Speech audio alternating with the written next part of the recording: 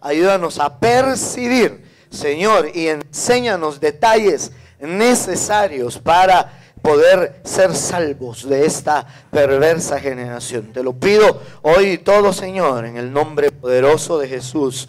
Amén y amén. Gloria a Dios, aleluya.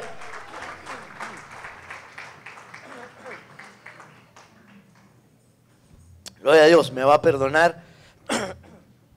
No sé qué me pasó a la garganta, pero estábamos bien, no sé qué pasó ahorita. Bueno, qué bueno saludarlo, mi hermano. Dios me lo bendiga. No pude estar con usted el día viernes, el miércoles, mire pues, por quebrantos de salud, pero de veras que mi corazón estaba acá, ¿verdad? Qué bueno que usted sí pudo estar y que recibió la palabra, ¿verdad? Que yo sé que tuvo bendición usted también, ¿verdad? Gloria a Dios. Qué difícil es, hermano. O sea, es una bendición estar en casa, pero qué difícil estar en casa cuando sabemos que tenemos que buscar el rostro de Dios en la iglesia, ¿verdad? Pero de veras que es una bendición que seguramente usted la pudo aprovechar, ¿verdad? Bueno, no podemos pasar por alto definitivamente algunas instrucciones apostólicas que no sé si puedo decirlo de esta manera, que gracias a Dios yo me siento muy contento de que recibir instrucciones, bueno, siempre que se reciben instrucciones de nuestras coberturas es una bendición, porque sabemos que somos llevados a un buen propósito. Pero de veras, hermano, mucho mejor cuando sabemos que esas instrucciones han estado dentro del corazón de uno. Yo le decía a mis hermanos, ayer tuvimos una reunión con los ancianos de la iglesia y les mencionaba que tengo un buen tiempo de no poder parar de hablar respecto a la venida del Señor, tal vez no siempre en un entorno escatológico, yo se lo he explicado, ¿verdad? Pero sí en una relación de una iglesia que se debe de preparar para la venida del Señor, específicamente para aquella parte de su venida, aquella secuencia de su venida que se llama sin santidad nadie le verá, o en la que no se puede estar ahí sin santidad. Esa es la que nosotros le hemos dado a llamar el arrebatamiento, ¿verdad? Está la otra parte donde todo ojo le verá. Entonces yo considero que ya no hay tema que no podamos ni debamos tocar nosotros que no esté en relación a este tema de la venida del Señor. Pero el apóstol daba instrucciones ayer acerca de que, pues yo creo que tenemos que estar en pleno y en lleno los ministros, los pastores, a hablar, a enseñar y a advertir al pueblo de la venida del Señor y de la escatología, porque son tantas las señales que ya no nos podemos detener en eso, ¿verdad? Yo se lo he estado diciendo y yo pues en mi corazón me sentí contento porque siento como un poco más de aval en estar haciéndolo. Sin embargo, no podemos separarnos de la parte devocional, de la parte de consejo a la iglesia, pero ya no hay consejo o devocional o exhortación al pueblo que no sea en el entorno de la venida del Señor, porque para eso usted y yo nos estamos preparando, ¿verdad? Nosotros nos estamos preparando para una venida ya no solo inminente, sino pronta también, ¿verdad? Hace muchos años, cuando yo tenía una edad más joven, decía el apóstol Otonel Ríos, la venida del Señor es inminente. Y la palabra inminente lo que decía es que lo que deja ver es de que viene, de que todavía no teníamos la plenitud de las señales ante nuestros ojos.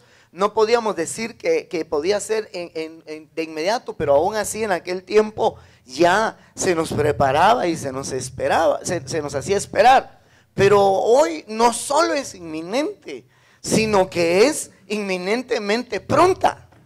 Es decir, no solo es seguro que viene, sino que además es seguro que viene ya, porque las señales están muy prontas, muy claras. Fíjese que, por ejemplo, nosotros tenemos que entender que el mundo está al borde de un caos económico, de un caos bélico, de un caos social.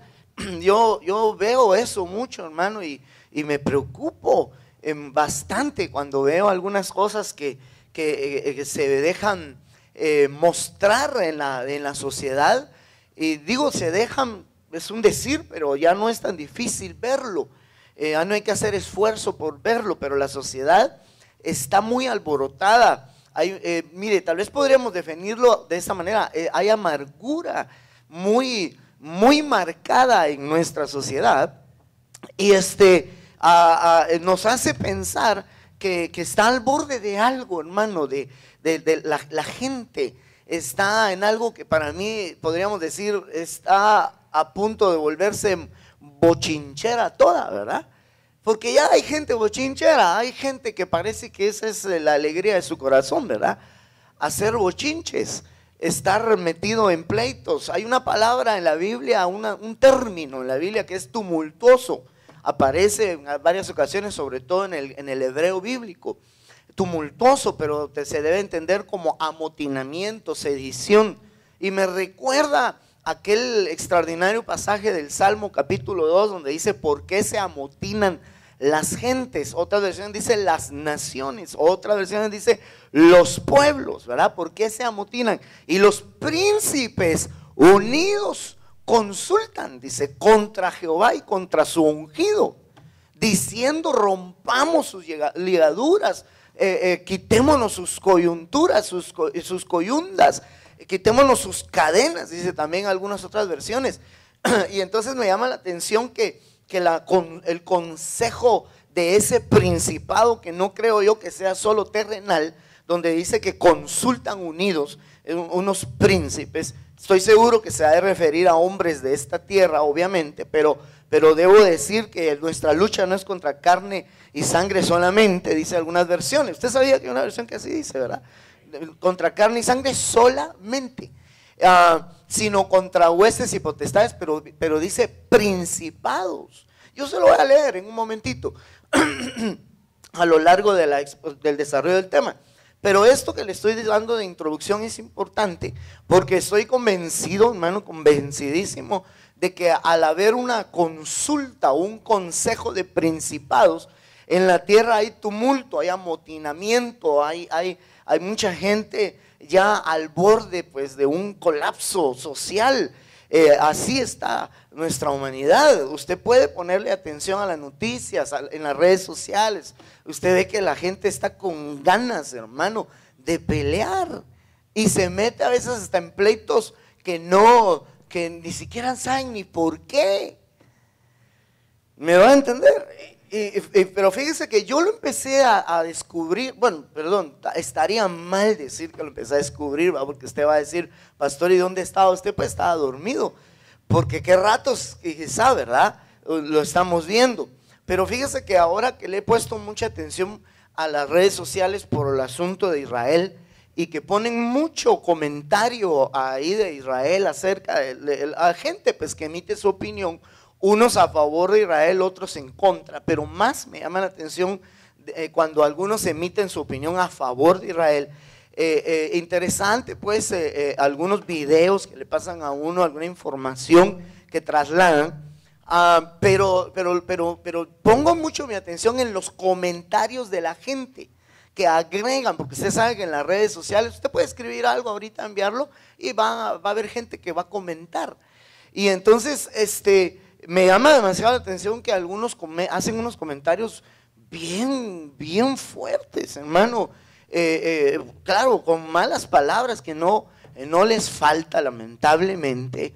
Pero, por ejemplo, yo le decía a unos hermanos: a mí no me parece raro, a mí no me parece extraño que los árabes, por ejemplo, se expresen contra Israel con palabras, por ejemplo, de que sea exterminado el Estado de Israel, que la única forma que haber paz allá, que Israel sea eliminado. No me parece extraño, porque ellos han sido enemigos por muchos años, ¿verdad? Ni tampoco estoy diciendo que estoy de acuerdo con ellos, pero no me extraña. Pero cuando yo veo que los comentarios de algunos con apellidos latinos, hispanoamericanos, ¿verdad? Usted sabe distinguir un apellido así, ¿verdad? Me imagino que sí, ¿no? Es muy fácil, hermano, distinguir un apellido hispano y escriben ahí cosas contra Israel, a veces hasta diciendo que Israel se ha exterminado, maldiciéndolos. Yo digo, pero ¿cuál es el odio? Sobre todo de esta gente que ya es latina, ¿cuál es el odio que tienen contra Israel, verdad? Y de alguna forma he ido entendiendo que es algo así como que miren, no sé, puedo utilizar una palabra que moleste a algunos, yo sé que no acá, pero digamos, como que es la aglomeración de las gentes, que las masas, las mayorías, iba a decir otro término, pero vaya que mejor no lo dije, entonces definámoslo así, las mayorías, las masas que agarran, que como que se unifican. Por ejemplo, las masas, las mayorías se están unificando con los palestinos. Yo, por favor, no me vaya a malentender, de ninguna manera me alegro o estoy contento de ver la muerte de niños palestinos, ¿verdad?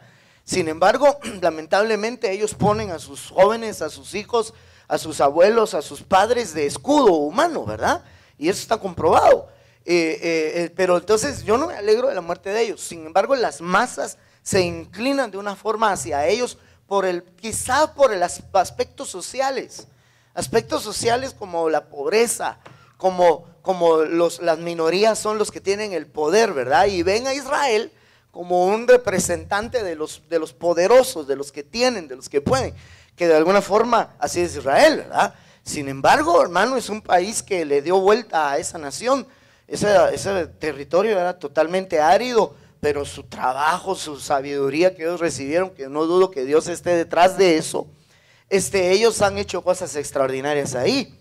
Entonces, pero el punto tal vez al que yo lo quiero llevar es como entonces la gente está amotinada, buscando pleito, buscando no quién se las debe, sino quién se las paga, ¿verdad? Buscando contra quién pelear. Mire, había pensado no mencionárselo, pero esta semana vi un video que alguien subió de final de mes pasado aquí en Guatemala, donde presentan a 5 policías de tránsito aparentemente peleando contra 2 jóvenes, ¿verdad? Bueno, el video sí decía, ¿verdad? 5 policías de Metra pegándole a dos jóvenes, y uno que no es nada curioso ni chute, ¿verdad? Me puse a verlo y lo primero que percaté es que los 5 no le estaban pegando a los 2, sino que efectivamente habían 5, pero era 1 contra 1 y no se estaban ni dando en un momento. Cuando uno de ellos se le tiró, el otro lo empujó y los otros estaban, diría yo, como acorpando. Usted defiende a los de Metra. No, hermano, a mí también me han puesto multas, pero no por eso yo me voy a poner en un amotinamiento, ¿verdad? Porque eso ya se le llamaría amargura. A mí lo que me llamó la atención es que quien tomó el video fue alguien que estaba subido en una pasarela así, y obviamente no solo tenía su videocámara encendida, sino su micrófono, y toda la gente que estaba con él en una cola tremenda ahí sobre la pasarela, están gritando con palabras soeces, hermano, y terribles contra los policías. Y hay algunos pues un poquito más prudentes y sabios que comentaron y ponen ahí, pero ¿qué pasó? No sabemos realmente cuál es la razón del bochinche, y algunos escriben ahí pues, que no sabemos si son ladrones y se lo merecían, escriben, y otros simplemente arremetieron contra los que son autoridad, así, simple y sencillamente, va sin averiguar. Y ahí es donde yo vengo y me preocupo en cierta manera y digo, hay un amotinamiento en el corazón de las personas contra las autoridades. Hay una inclinación, hay un espíritu incitador, y no se ponen a pensar que son parte de un mover espiritual que se está dando en este mundo. Ahora, el colmo sería que esos amotinamientos, por lo menos de corazón, o incitación a ir en contra de las autoridades, se dé dentro de la iglesia cristiana, ¿verdad? Eso sería un colmo terrible cuando alguien está inconforme con algo. Fíjense que, por ejemplo, me puse entonces a investigar, aunque ese no es el tema. Sin embargo, no tenga pena, ya tengo más de 10 minutos de estar predicando, casi 15 creo yo. Pero fíjense que yo estaba buscando la palabra hebrea que define amotinamiento, mejor dicho, todas las palabras hebreas y griegas que definen amotinamiento, tumulto, tumultuoso, montonero, dice incluso una por ahí, ¿verdad? Marero, no, ese ya es deducción.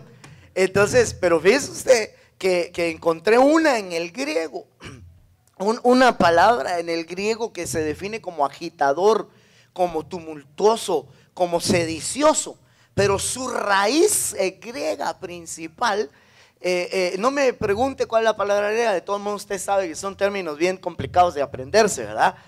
Pero lo interesante es la raíz de la palabra esa de agitador o tumultuoso, es la misma palabra que se utiliza donde dice el hombre de doble ánimo es inconstante. La palabra inconstante es raíz de la palabra tumultuoso y agitador.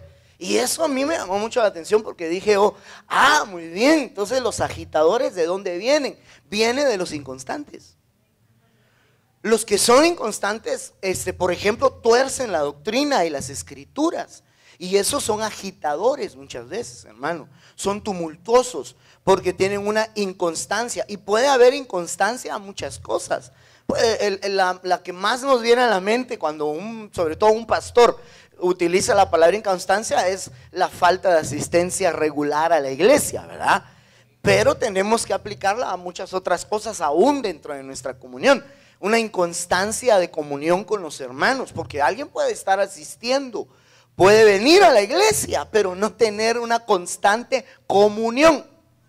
Ya le dije a usted que en términos no griegos ni hebreos, pero la palabra comunión se puede entender como común unión.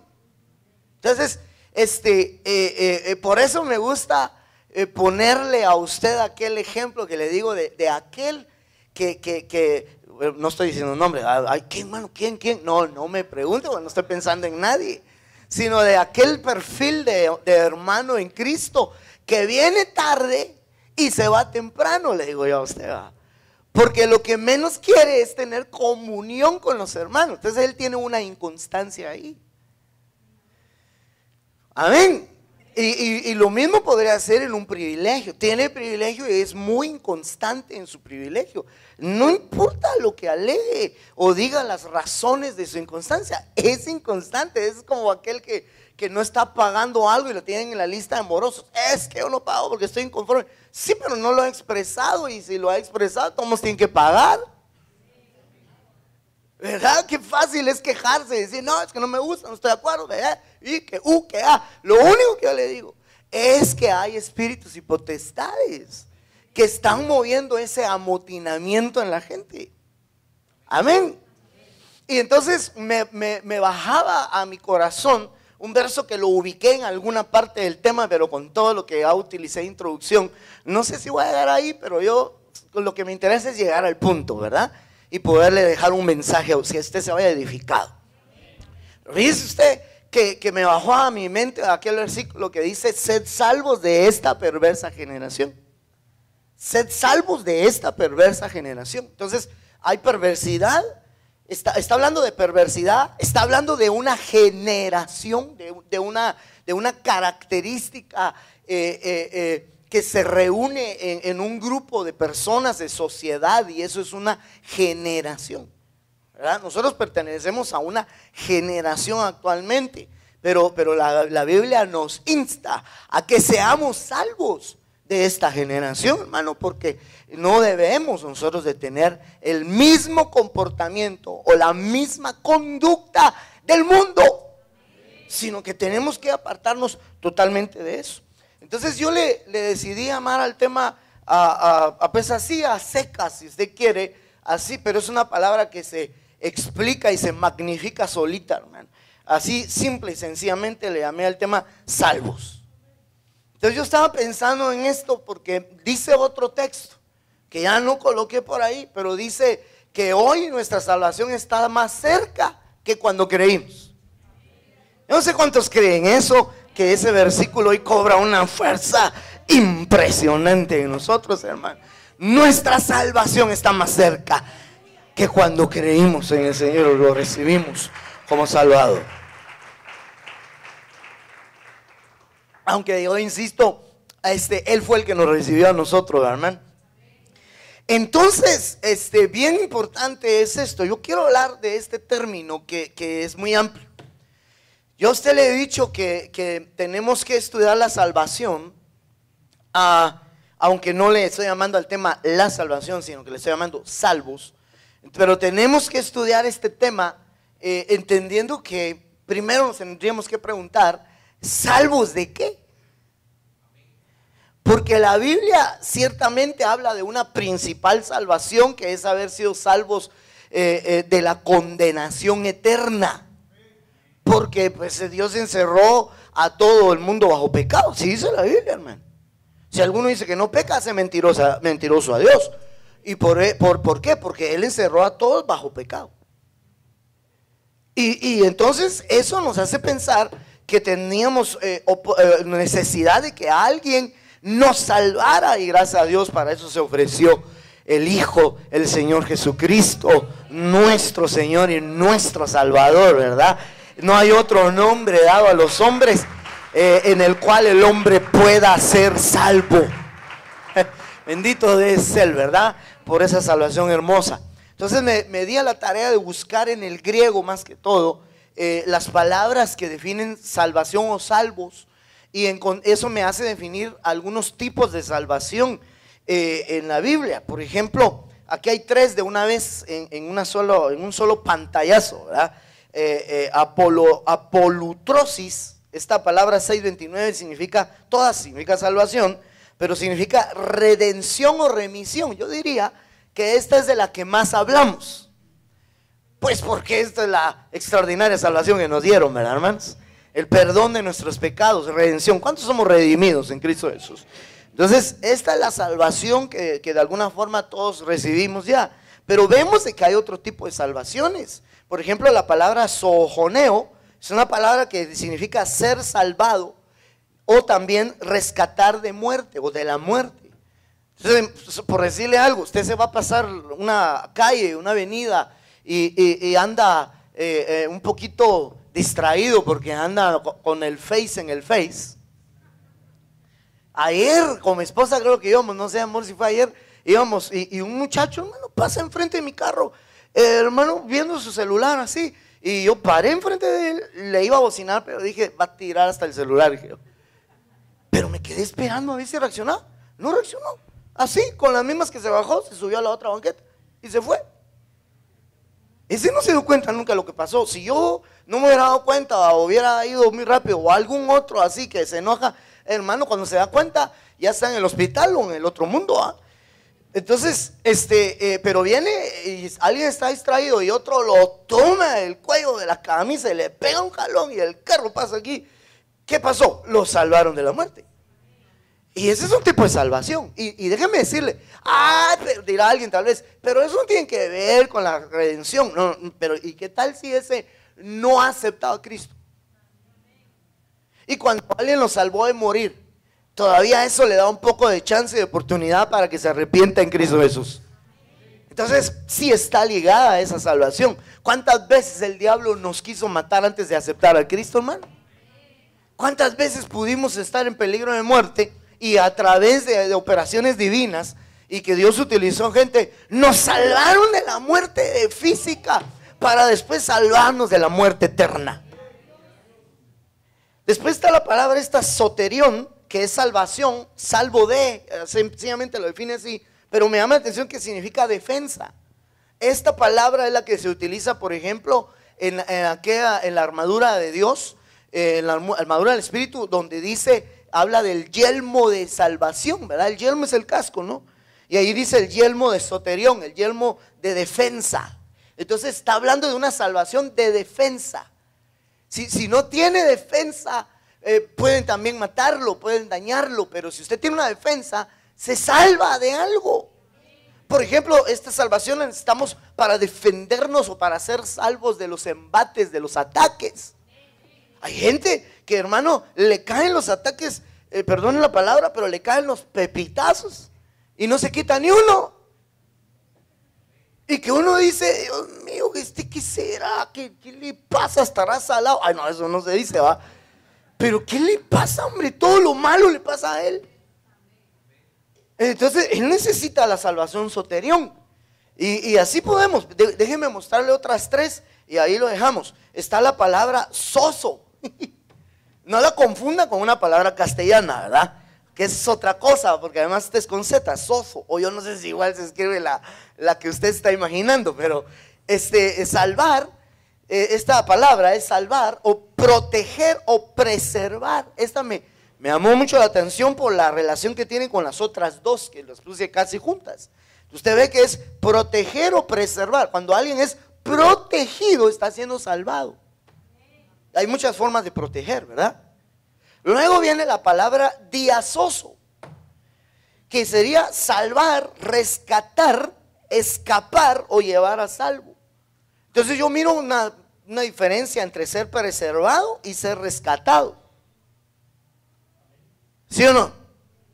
Por ejemplo, que no lo dejen a usted salir de su casa mientras afuera sucede algo, entonces lo están salvando, lo están preservando.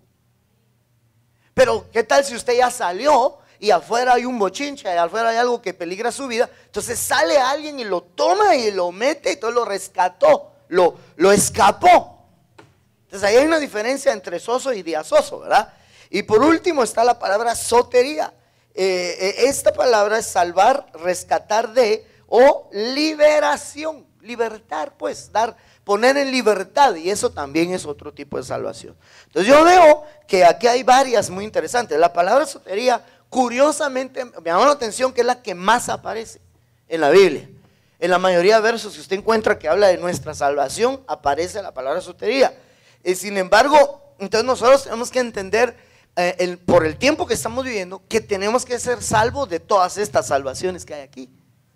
Porque por ejemplo, alguien puede ser salvo de la condenación eterna, pero puede que no logre ser salvo de la ira venidera. Fíjense eso que le estoy diciendo. Hay mucha gente que obtuvo su salvación en Cristo Jesús por gracia, por misericordia, porque se arrepintió de sus pecados, pero no vivió una vida de consagración y como también no fue salvo de otra cosa. Por ejemplo, no fue salvo de la perversa generación, sino que la perversión de esta generación lo alcanzó. Eso lo hace que tampoco sea salvo de la ira venidera. Mire, le estaba hablando hace un momento de los amotinamientos o de los amotinadores, ¿verdad? ¿Por qué se amotinan las gentes? Y los príncipes consultan unidos.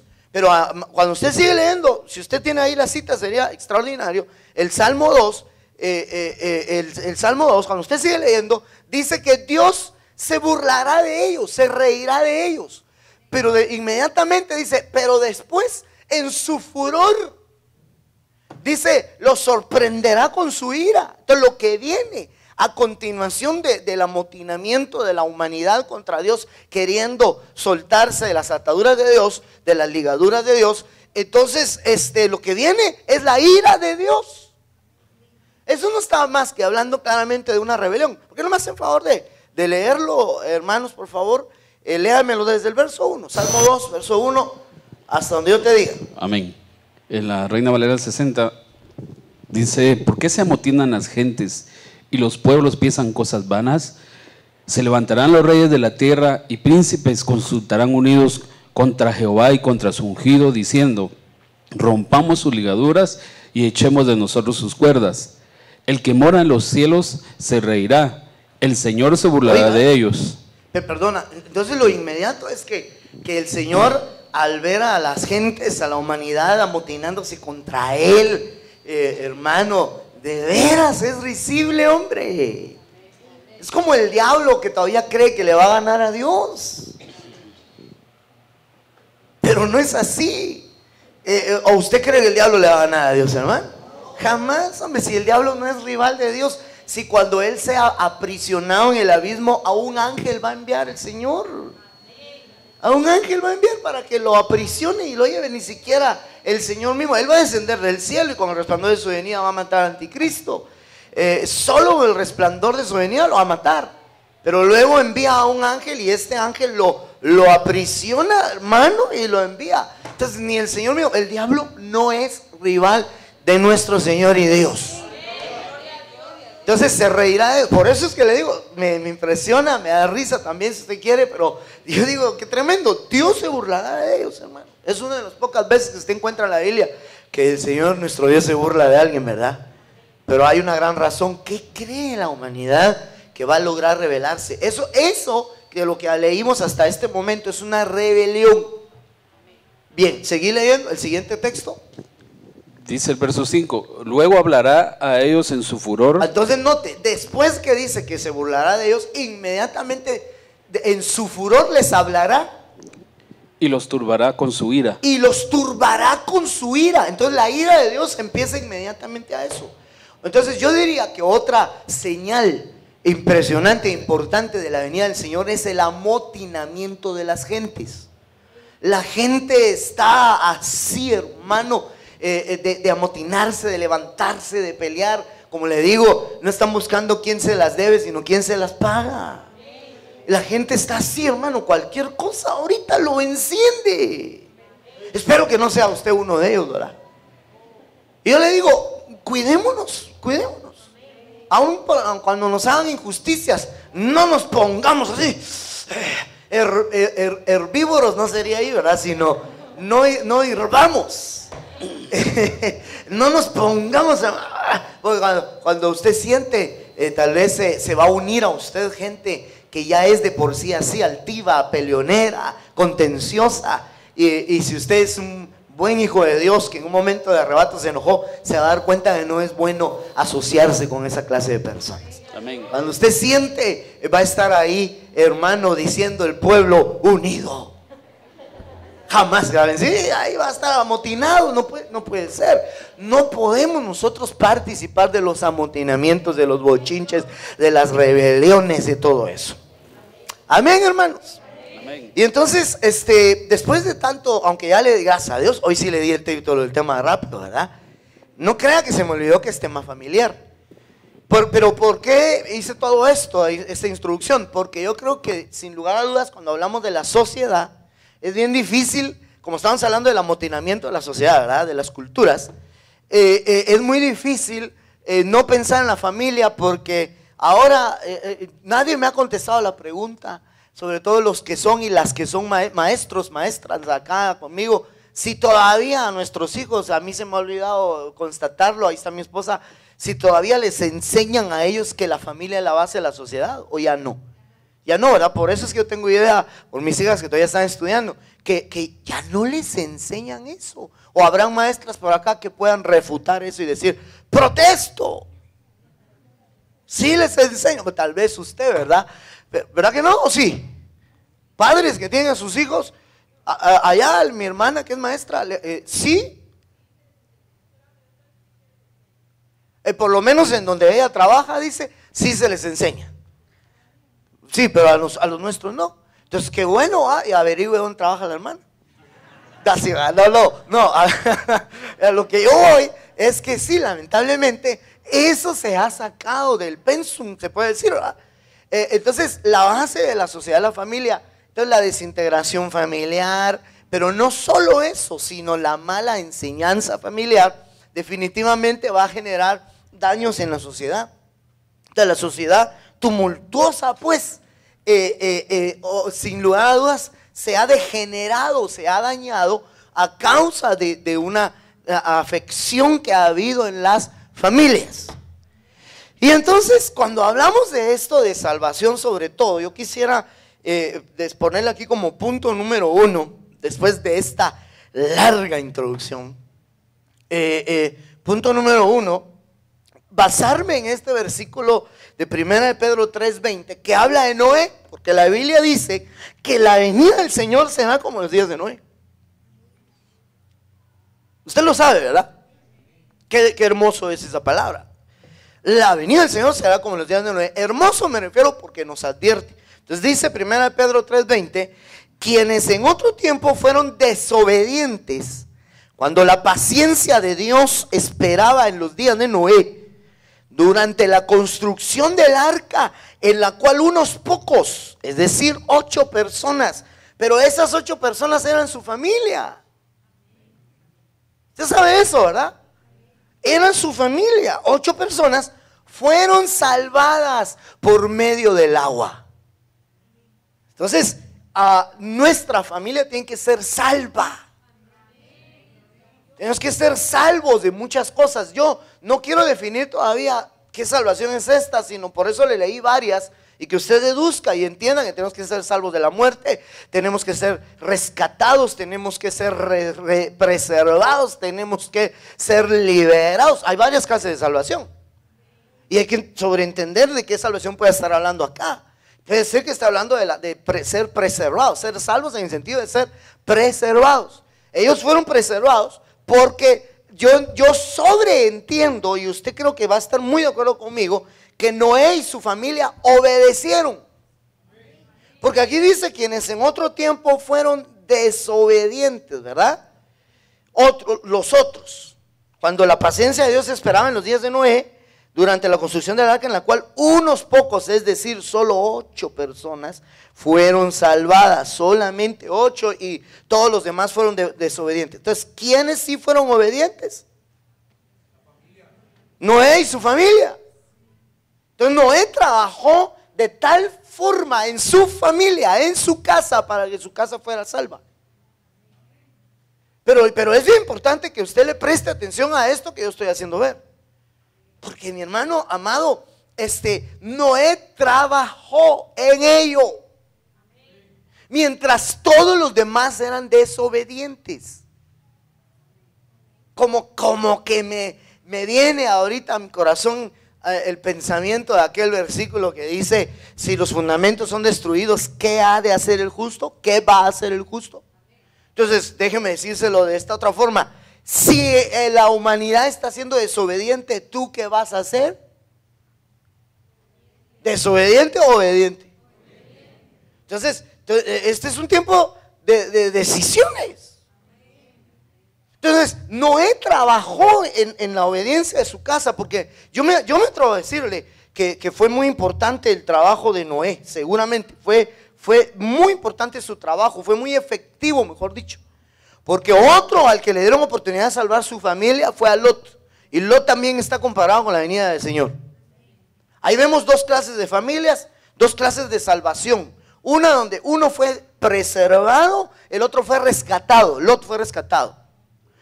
Una donde Noé salvó a toda su familia y Lot no.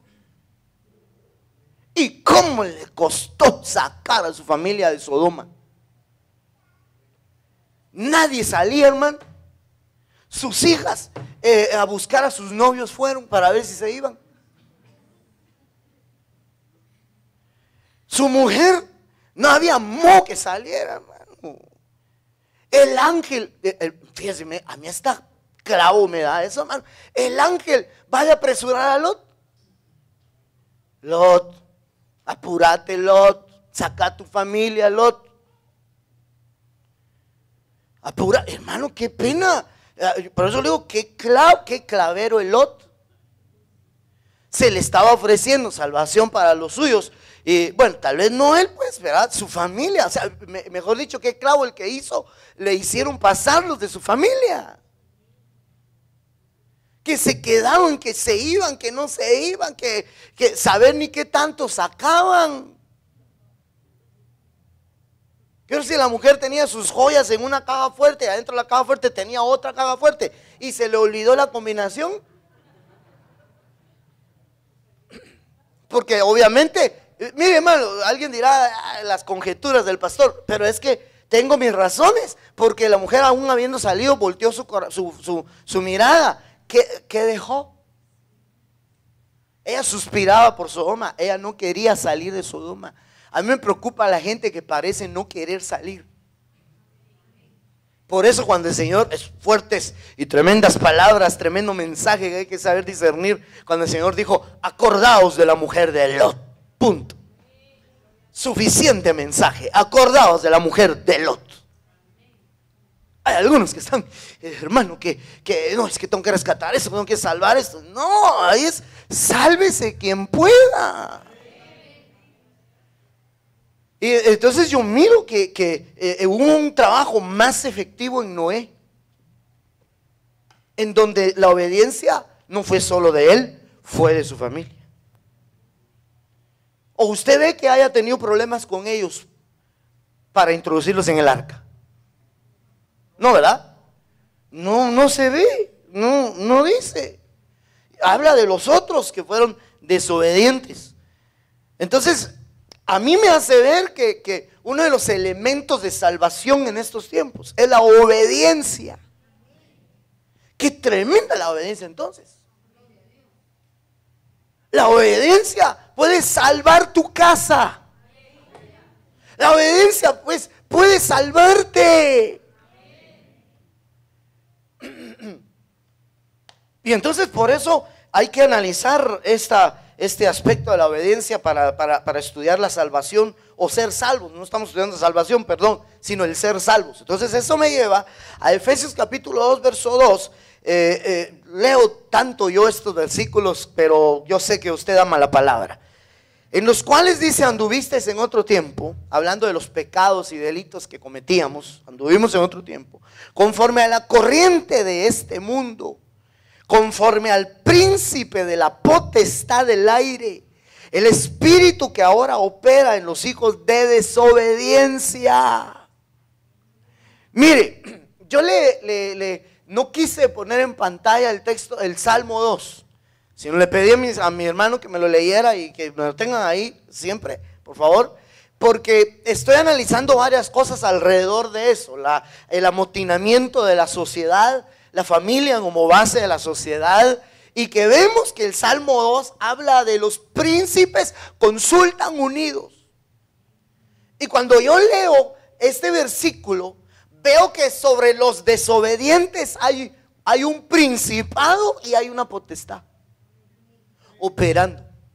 Son dos cosas, ¿verdad? Perdón, hermano. Son dos cosas. Principado y potestad son dos cosas bien definidas, no solo acá, en otros versículos, pero aquí está bien definido. Por ejemplo, vamos a ver, dice: andábamos en esa corriente del mundo conforme al príncipe, pero dice que ese príncipe es príncipe de la potestad del aire, ¿sí o no? Amén. Entonces, el príncipe, ese príncipe es príncipe de esta potestad, que es una potestad del aire, y dice que esa potestad del aire es un espíritu que opera en los hijos de desobediencia. Entonces eso me hace pensar que los desobedientes de este tiempo son resultado de una operación de error. Por eso es que ya no me sorprende el ver a gente que su odio se está moviendo hacia todo lo que tiene que ver con Dios. Y yo al final yo deduzco que esa es la razón del odio a Israel, fíjese, hermano. Hermano, perdón, no sé si estamos aquí esta noche, ¿verdad? Pero yo deduzco que esa es la razón del odio a Israel. Que es un pueblo que siempre ha sido relacionado con Dios. De esa nación salió la Biblia, que usted y yo es la base de nuestros fundamentos, de nuestra vida. Es nuestra vida, razón por la que estamos aquí. Yo no concibo cómo hasta hay cristianos en contra de Israel, ¿verdad? Pero tampoco vamos a decir que estamos a favor de ciertas cosas que hacen, como ya usted sabe que lo ha explicado nuestro apóstol, ¿verdad? Ellos prohíben evangelizar allá, hermano. ¿Cómo podemos estar de acuerdo con eso? ¿Verdad que no? Yo sí estoy de acuerdo que se defiendan, ¿verdad? Ahora, no me quiero hacer uno con ellos en las matanzas que han habido ahí. Pero de que una cosa sí es cierta es que ellos lo que han hecho es defenderse. Muy bien. Pero ya no vamos a meter ese lío, ¿verdad?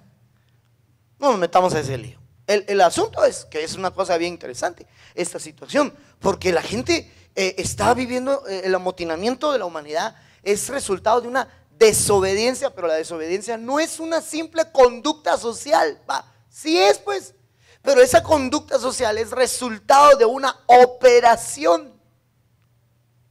Mira pues, yo no sé si estoy logrando llegar a su mente, a sus pensamientos. Mire pues, ahorita le digo por qué se lo planteé así. Porque primeramente dice, la gente se amotinan y los príncipes consultan unidos. Entonces hubo un consenso de principados.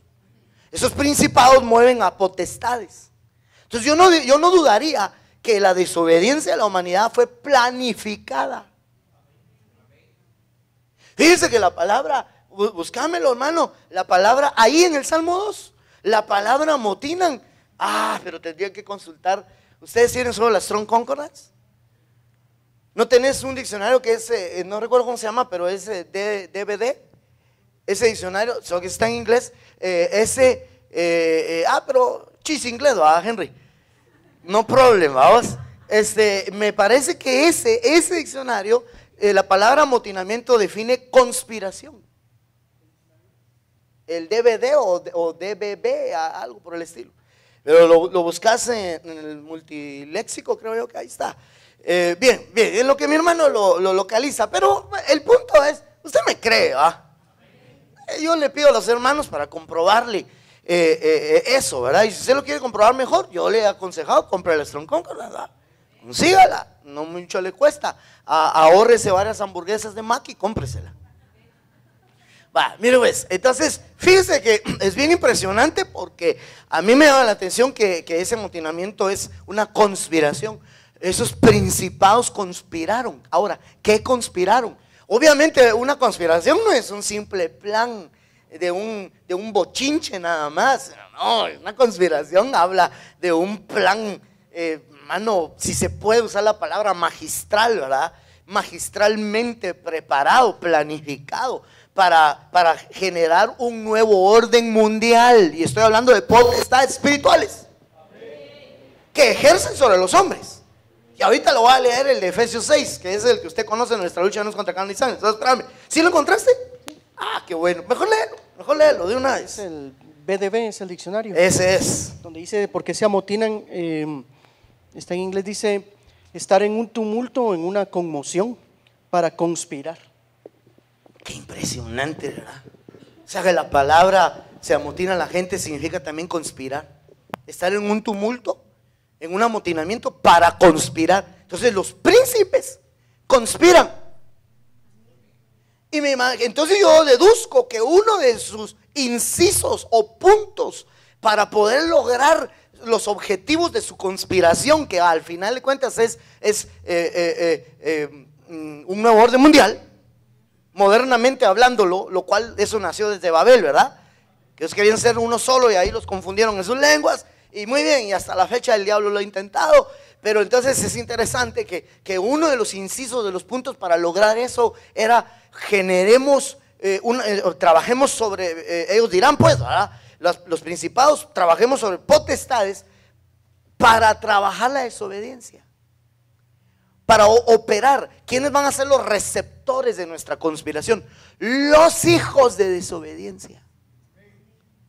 Esos se hacen receptores de la conspiración, hermano. Y ahí es donde yo digo, eso no es cualquier cosa. Mire pues, conforme a la príncipe, volvamos al verso, usted lo ve en pantalla, de la potestad del aire.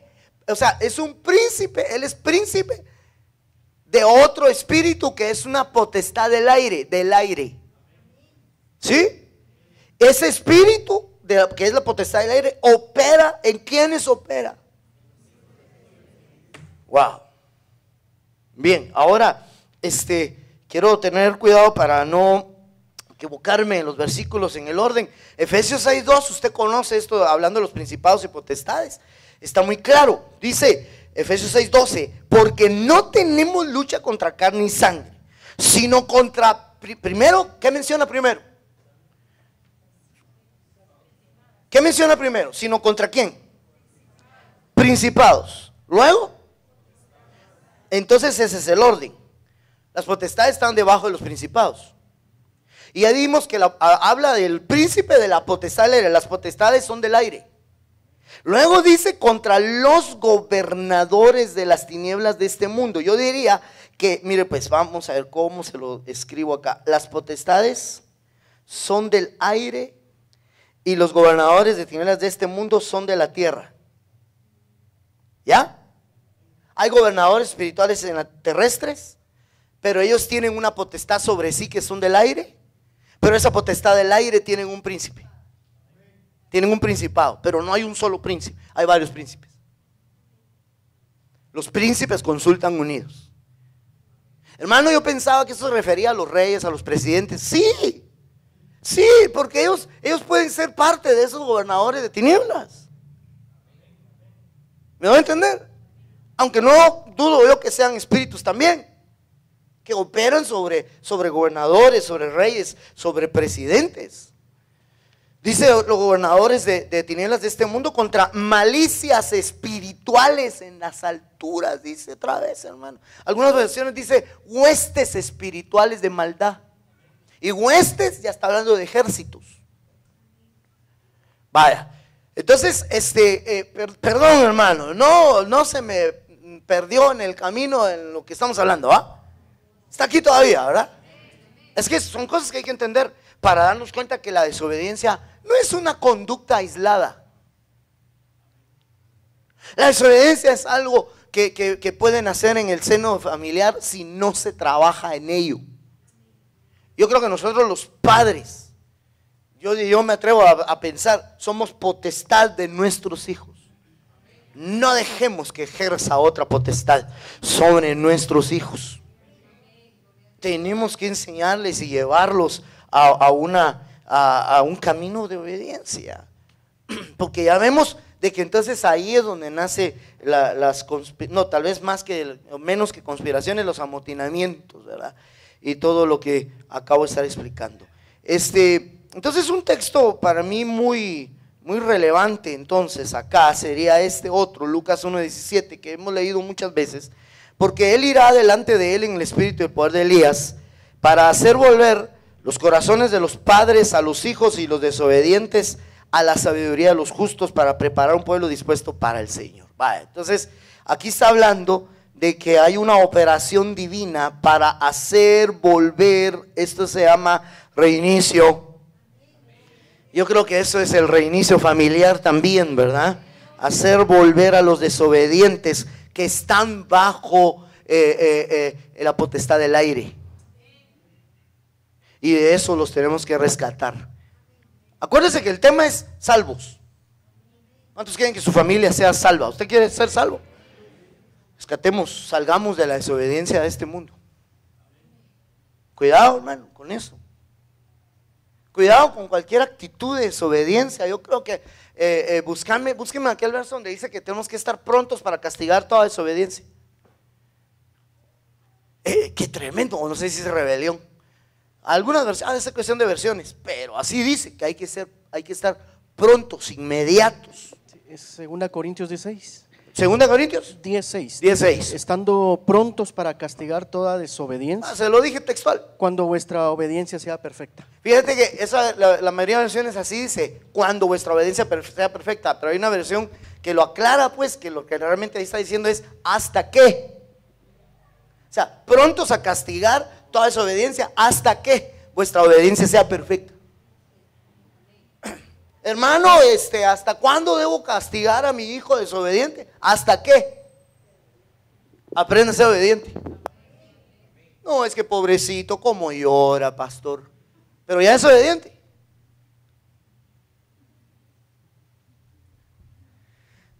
Hermano, no es fácil castigar la desobediencia, sobre todo en los que amamos. Pero tenemos que estar prontos a castigar toda desobediencia. ¡Hey, papitos! ¡Mamitas! Prontos a castigar toda desobediencia.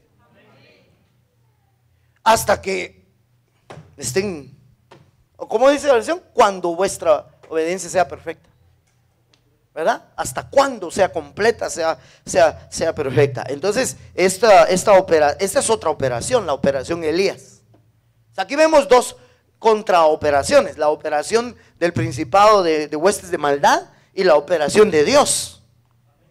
Y la operación de Dios es la operación Elías, hacer volver el corazón de padres a hijos y de los hijos, o sea, de los desobedientes, a la sabiduría, dice esta versión, de los justos, o a la actitud de los justos.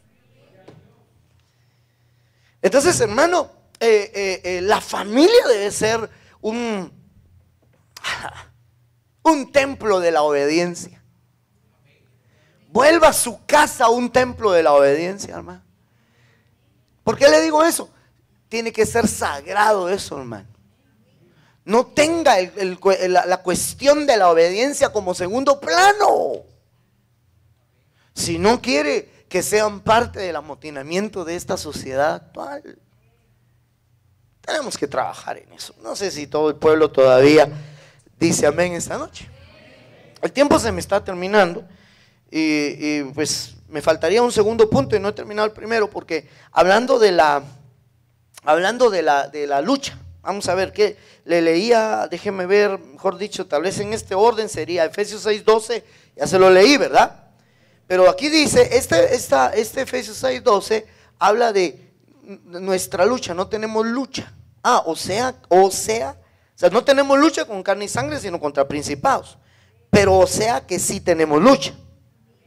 Hermano pastor, pues ahí dice no tenemos. No tenemos contra carne y sangre. A ver, ¿cuántos creen que sí tenemos lucha? Va pues, entonces tenemos lucha. El problema es, ¿de qué lado de la lucha estás? No de doña Lucha, pues, sino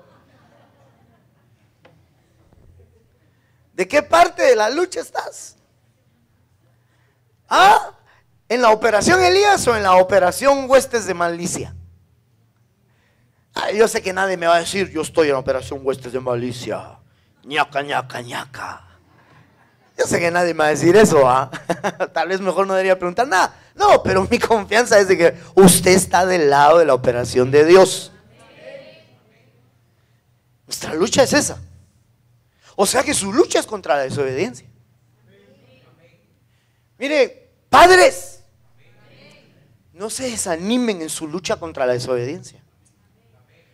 Déjenme tal vez darles un ánimo, o no sé si más me los voy a desanimar. Pero la lucha que usted tiene contra la desobediencia hoy es más fuerte que la que sus padres o sus abuelos tuvieron.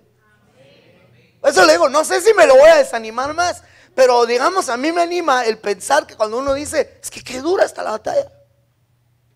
Y a veces uno dice, ¿será que yo seré muy aguado? ¿Será que yo soy un mal padre? ¿Será que yo esto? ¿Será que yo? Pues déjeme contarle, este tiempo está más dura esa lucha que antes. Nuestros padres lucharon un día, encendidos en patrio ardimiento, no cabe duda, ¿va? Pero nosotros hemos luchado, tenemos una lucha más cardíaca, porque ellos no lucharon contra el internet, ni contra muchas cosas que hoy se ven, hermano. Algunos ni siquiera conocieron el Wii, algunos ni el Pac-Man conocieron, hermano. Ellos no lucharon contra eso.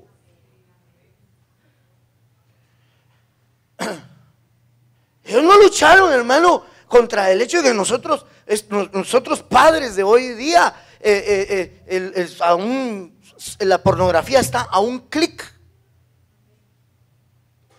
Ellos tuvieron el apoyo social.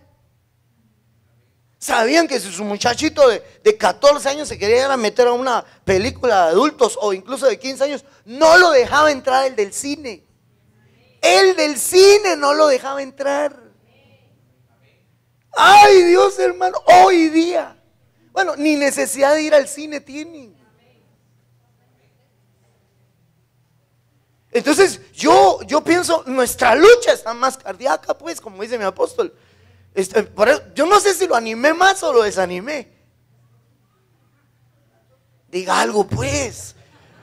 Por lo menos dígame si lo desanimé, pero es que lo que le trato de decir es, si está más cruenta la batalla que nosotros, la lucha que nosotros tenemos que unificarnos. No está solo, pues, lo que le trato de decir. No está solo. Nuestra lucha, si es contra principados y potestades del aire, sabemos que nuestra lucha es contra desobediencia. Y de eso tenemos que hacer salvos a nuestros hijos, a nuestra familia. Nosotros tenemos que ser salvos de la desobediencia. Noé y 8 personas fueron salvados por la obediencia. Es que tremendo, ¿verdad? Entonces, hablando de lucha, ya tengo que ir finalizando, pero parece que todavía tengo unos minutos, o quizás segundos. Pero hablando de lucha, me encontraba con esta palabra que me gustaría que así avanzo, me ayudan los hermanos a buscar la raíz hebrea, o sea, el significado hebreo de esta palabra contender. Pero dice aquí, hablando de los días de Noé, acuérdense que estamos hablando de los días de Noé, relación a la familia, salvos, ¿verdad? Dijo Jehová, capítulo 6 es precisamente la descripción de los días de Noé, el que más describe. Y dijo Jehová, no contenderá mi espíritu con el hombre para siempre, porque ciertamente él es carne, mas serán sus días 120 años. Aquí está donde Dios decidió acortarle los días al hombre que antes vivían 700, eso lo hablamos el domingo, ¿verdad? 700, 800 años, pero le cambió la dieta, como le expliqué al hombre, y entonces se lo acortó a 120 años la medida, el estándar, ¿verdad? 120 años por causa de que el hombre es carne, el hombre es pecador, y a causa de eso Dios contiende con el hombre. Entonces él dice, no voy a pasar contendiendo con él 800 años. Entonces le voy a cortar su vida a 120. Pero hoy es de 70 y los más robustos 80. Porque cada vez avanza la situación. No, ahí no es avance, eso es involución. Pero me están a entender. Entonces hay una contienda. Por eso hay que ver de qué lado de la contienda estás, o de la lucha, le decía. Pues. ¿Me tenés ahí el significado de la palabra contender? No contenderá mi espíritu, pero antes que me lo leas, es una contienda de su espíritu con la carne. Mira, hermano, ¿acaso no hay una lucha de espíritu y carne, pues? Qué tremendo parte de la contienda esta contra estos principados y potestades que están generando una desobediencia. Es una contienda entre espíritu y carne. La voluntad del espíritu se opone a la voluntad de la carne, y la voluntad de la carne se opone a la del espíritu. Así que esa contienda se hace interna también en ese asunto de la desobediencia. Y de eso es que tenemos que ser salvos. ¿Tenés el texto, mi hermano Henry, por favor? Una palabra hebrea que se escribe din. Din. Dice, es una raíz primaria que significa gobernar, por implicación juzgar como árbitro, también esforzarse, castigar, contender, defender la causa, disputar, juez, juzgar. Interesante, ¿verdad? Me llama la atención eso de disputar, contender. Por eso habla de juicio, ¿no? Pero qué interesante, es una disputa. Quizá por un territorio, quizá por un corazón. Esta es una contienda, hermano, de la carne contra el espíritu. Y esa contienda, hermano, se puede razonar en medio de la sociedad, que es una contienda entre los amotinados de la tierra, que están bajo los príncipes que consultan unidos, contra Dios mismo, y por supuesto los que estamos del lado de los propósitos de Dios. Ya sea lo que sea, es una contienda que no es solo contra carne y sangre, pero sí, yo creo que la versión que diga así o dice así es correcta, porque al ser nuestra lucha contra principados y potestades espirituales, nuestra lucha se hace contra carne y sangre también. Porque la gente que está bajo esos principados, hermano, nos lleva en la corriente contraria por la corriente en que ellos se mueven. Entonces, cuando yo miro esto de contender, yo voy a buscar finalizar. Ahorita lo hago, tengo un par de minutos todavía. Entonces, por lo menos déjeme leerle. Me encuentro, mire, aquí de una vez ve usted en pantalla, por eso lo hice así para apresurarme, varios versículos que hablan de contienda, solo para mostrarle contra qué contiende Dios en esta lucha de la desobediencia. Hermano, me están dando a entender con este tema. Y apenas me quedé en el punto número 1 de ser salvos. Salvos que fueron salvos por su obediencia. Pero si somos desobedientes, no vamos a ser salvos de la ira venidera. Es lo que le estoy tratando de decir. ¿Quedó claro eso? Entonces miremos contra qué contiende Dios rápido, rapidito. Proverbios 13:10, solo por la soberbia viene la contienda, mas los avisados, con los avisados está la sabiduría. Entonces, vamos a ver si subrayo estas cositas que son importantes. Entonces yo me atrevería a decir que Dios contiende contra la soberbia. Si usted no quiere contender con Dios, trabájese la soberbia. Si en usted hay soberbia, o en mí, hermano, ministrémonos ese aspecto. Mire, ¿de qué nos sirve la soberbia? Nos sirve para contender con Dios. Mire qué más, el hombre iracundo, Proverbios 15:18, el hombre iracundo suscita contiendas, mas el que tarda en airarse apacigua la rencilla, dice esta versión. Pero entonces aquí estamos hablando del hombre iracundo. Dios contiende contra el hombre iracundo. Ayúdeme por favor a predicar, así me apuro. ¿Qué entiende usted por alguien iracundo? ¿Problemático? Me gusta esa definición. ¿Qué más?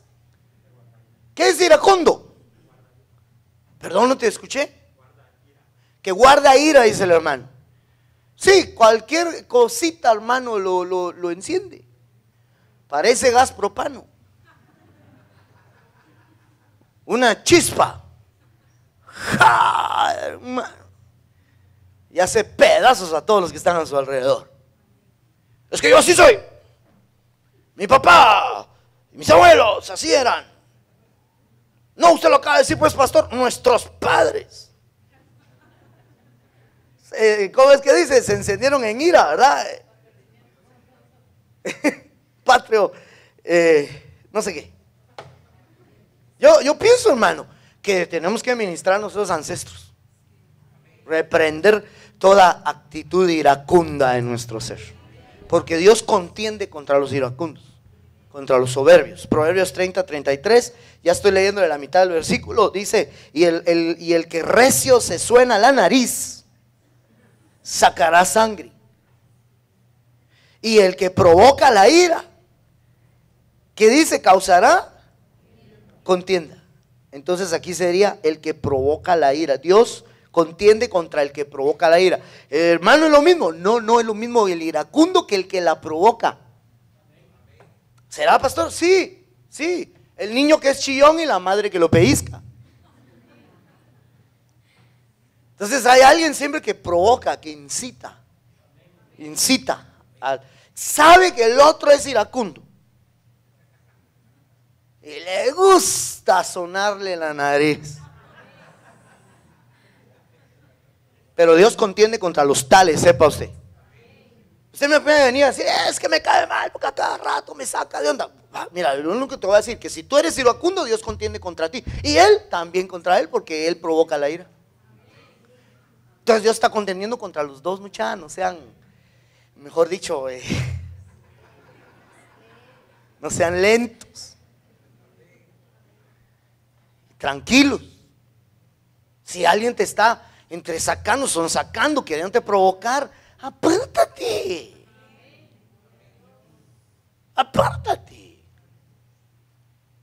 No dejes que te saquen de tus casillas. Y el incitador, de una vez le digo: ay, mira, pues no estoy enojado, pero aquí somos mucho.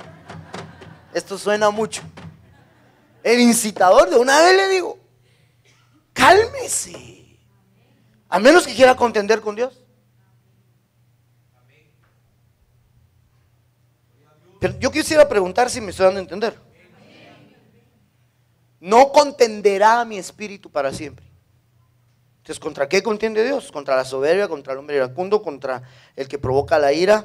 Vamos a ver Proverbios 18:6, perdón. Estos son los últimos tres que le leo y termino. Los labios del necio entran en contienda, y su boca los azotes llama, dice. O sea que los labios del necio llama azotes. Entonces Dios contiende contra el necio. ¿Contra quién más? Sigamos mejor, porque si me quedo predicando no termino ahorita. Proverbios 22:10, echa fuera al escarnecedor y saldrá la contienda. Entonces Dios contiende contra el escarnecedor, Cuando hay escarnecedor, hay contienda. Escarnecedor es más o menos sinónimo de burlador. ¿Sí? Y Proverbios 26:20, sin leña se apaga el fuego y donde no hay chismoso, cesa la contienda. Entonces Dios tiene contienda contra los chismosos. Solo le estoy dando un parámetro para hacerle ver que los que están en contienda con Dios por ser chismosos, escarnecedores, de labios necios, iracundos, provocadores de ira. ¿Y cuál era el otro? El primero que le dije, soberbio, entre muchos otros, ¿ves? Solo escogí 6 versículos. Sepa que los tales están bajo el principado de operaciones diabólicas del enemigo. Están bajo esa operación, ahí están. Porque esa es una característica de los días de Noé. Dios contiende contra ciertas características de personas. Bueno, entonces, hermano, el tiempo se me ha terminado y hasta acá era el punto número 1. Todavía habría más que explicar del tema, pero lo voy a dejar ahí. Es interesante que nosotros tenemos que ser salvos de la desobediencia. Aquí me faltaría ser salvos de la generación actual. Ese era otro de los aspectos que le quería hablar, ¿verdad? Que ya estaba entredicho. Pero eso es una de las situaciones que tenemos que llevar. Meter al arca. Los 2 versículos hablan de meter al arca. O sea, es decir, los 2 textos base que yo estaba utilizando para este tema. Los hermanos de alabanza, háganme favor de venirse para acá. Solo para, mientras vienen, les muestro eso. Entonces yo estaba, el punto número 1 le dije que era ¿verdad? El de 1 Pedro 3:20, ¿sí o no? En otro tiempo fueron desobedientes cuando la paciencia de Dios esperaba en los días de Noé. Más adelante 8 personas fueron salvas por medio del agua. Entonces los obedientes son salvos, ¿de acuerdo? Hablando de la familia. Y número 2 era Hebreos 11:7, por lo menos anótelo. Hebreos 11:7 dice: por la fe Noé, siendo advertido por Dios acerca de cosas que aún no se veía, con temor preparó un arca para salvación de su casa, por la cual condenó al mundo y llegó a ser heredero de la justicia que es según la fe. Aquí está hablando de que libró a su casa de la generación en la que estaba. Entonces ahí sí lo dejo, ya no tenga pena, no voy a seguir predicando. Solo le hago ver que la obediencia salva, ¿sí? Y apartarnos de la generación actual salva. Esas son 2 cosas que tenemos que entender que están parte de estas señales del fin que nos ha tocado vivir. Póngase de pie, amadísimo.